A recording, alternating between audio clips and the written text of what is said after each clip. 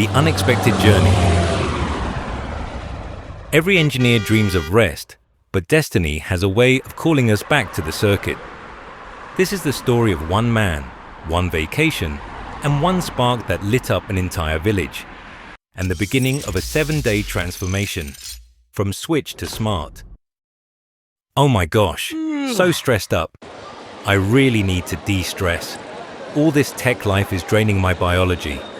I think I need a vacation. That was me, talking to myself in front of my computer screen one late evening. I'd spent weeks buried in code, circuits, and deadlines.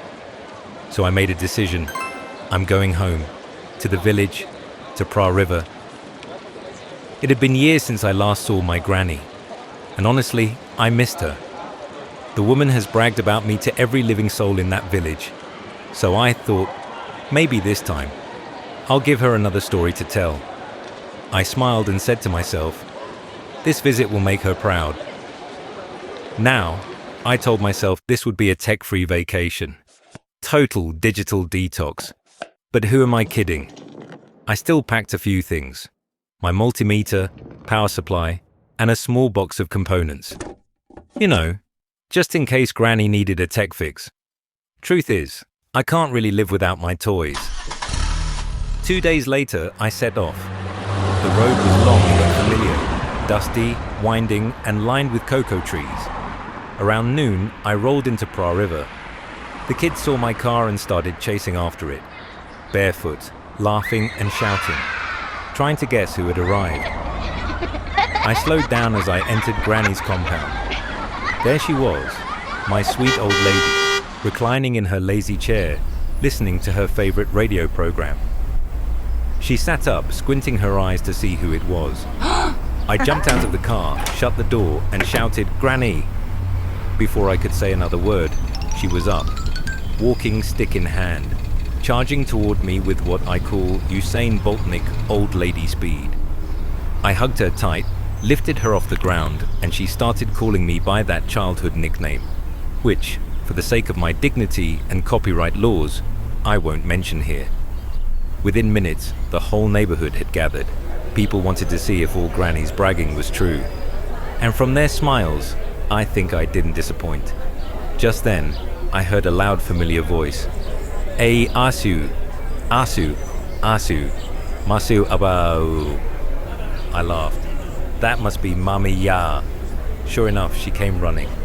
My son-in-law has become a fine man. Tell me, woe to Babi Amanka. Do you still hear from baby Ama? I told her yes, and she clapped her hands and said, "Mo, Mo, Mo." After all the hugs, gossip and laughter, I asked them to let me rest. The drive had been long, and I was starving. Granny told my niece to prepare the guest room while she went to make my favorite meal. Abunu abunu, soup with snails and crabs, served with soft fufu. That afternoon, as I lay on the bed, the hot air mixed with the cool village breeze. The trees rustled, the birds sang, and I smiled to myself. I missed this, I whispered, and soon sleep joined me. About 3 hours later, something woke me. A sound, frustrated mumbling, coming from outside. I got up and stepped out, only to find my young nephew frowning at a long wooden box with wires sticking out.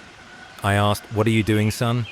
"Uncle," he said, "I want to turn on this bulb, but it's not working." I looked closer. He had connected a bunch of old batteries in series, neat work actually, and 2 wires leading to a small bulb. Immediately I felt a rush of memories.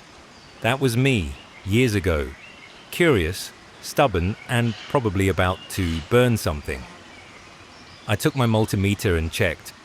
The boys' dead batteries were giving a combined 13.6 volts. The bulb? A poor little 3-volt torch bulb, already fried before he could even see a photon. I laughed. Ah, this boy. You just electrocuted your own dream. Right there, I knew my tech-free vacation was over. The spark had found me again, this time through my nephew's curiosity. I crouched beside him and said gently, "Son, stop crying. Science has no mercy, only principles. It doesn't pity, it proves. No amount of tears will change the law. You've got to understand it and hold it to account. Besides, I told him, don't frown. You just met one of the oldest elders in electronics, Ohm's law. It always shows up when resistance meets ambition. Uncle, he asked, eyes wide, please, can you tell me more about Elder Ohm? That's how it began. One failed light bulb project turned into a village-wide electronics adventure. I unpacked my tools, set up a small workbench under the mango tree, and before long, the kids started coming, watching, asking, learning. My vacation became a classroom. And the rest?